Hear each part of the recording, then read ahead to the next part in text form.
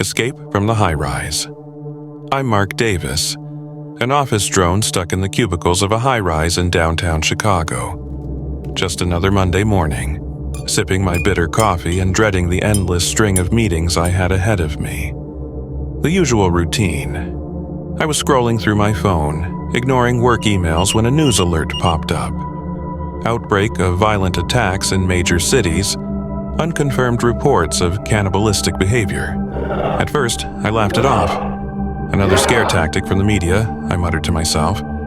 People in the break room seemed unfazed. I checked my watch. It was barely 9 a.m., just another hoax to get views. But then the screaming started. It wasn't immediate, just faint echoes from down the street. Curiosity got the better of me, and I wandered to the window. What I saw made my stomach churn. People running, scrambling through the streets. Cars crashing into each other. One man, God, I'll never forget this, was being ripped apart by 3 people. But they weren't people anymore. Their eyes were hollow, skin hanging loose, and blood drenched their faces as they tore into him like animals. I dropped my coffee. My heart raced. I grabbed my phone, quickly calling my wife. No answer. I tried again. Still nothing. "Hey, what's going on?" Clara, from marketing, ran up behind me, her voice shaky. I think it's real. The news. The virus." I barely got the words out before the building's power went out, plunging us into darkness. The hum of office machinery stopped, and the sudden silence was deafening. The emergency lights flickered on, casting an eerie, dim glow across the open floor. I could hear panicked voices, footsteps, and someone crying in a nearby cubicle. My mind raced. The elevators were out. We were on the 27th floor. No power meant no easy way down. "Mark, what do we do?" Clara's voice was trembling. I didn't know what to say, but I knew standing still wasn't an option.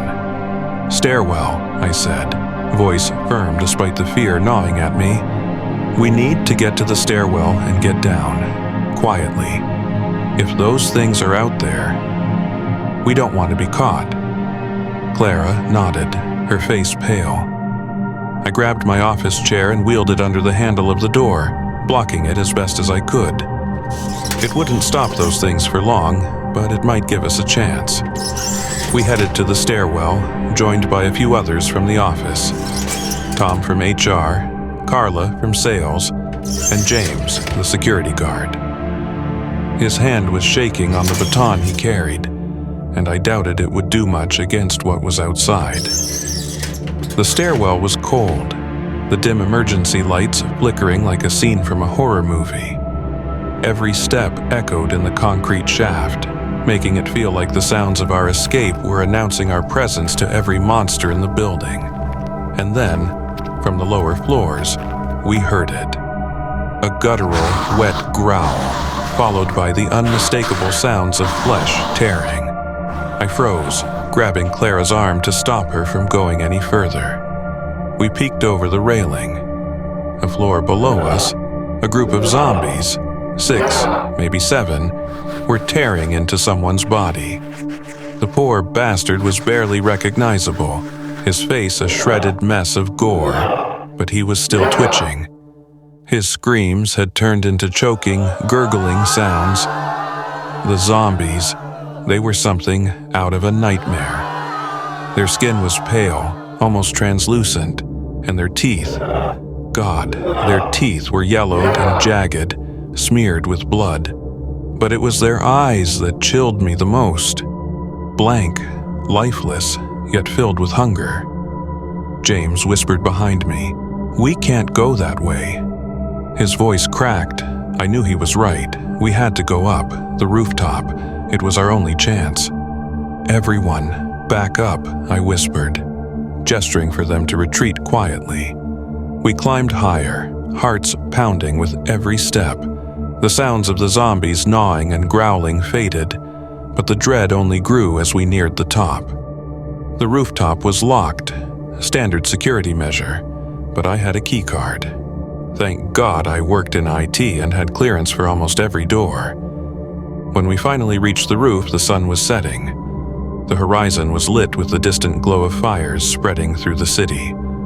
Smoke rose in thick plumes. We could hear sirens, distant screams, but no signs of rescue. Tom leaned over the edge, looking down at the chaos below. "We need to signal someone, anyone." I nodded, but my mind was already racing. The helicopters we saw earlier were military, but they were far from us now. And if they didn't come back soon, we'd be trapped here, starving or worse. Then, from behind us, the rooftop door slammed shut. I turned, eyes wide. The sound of something banging against it echoed through the concrete shaft. They were coming. Let me know in the comments below if you want to hear more from this story.